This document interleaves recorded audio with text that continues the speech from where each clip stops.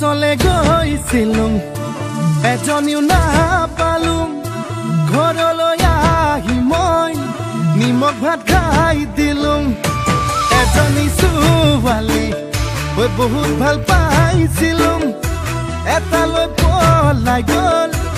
এচুমাও নাপালুং হেনো দিনে ধৰি মদ খাব শিকিলুং ভাং খাব শিকিলুং আনৰে চকুতে বেয়া ল'ৰা হ'ল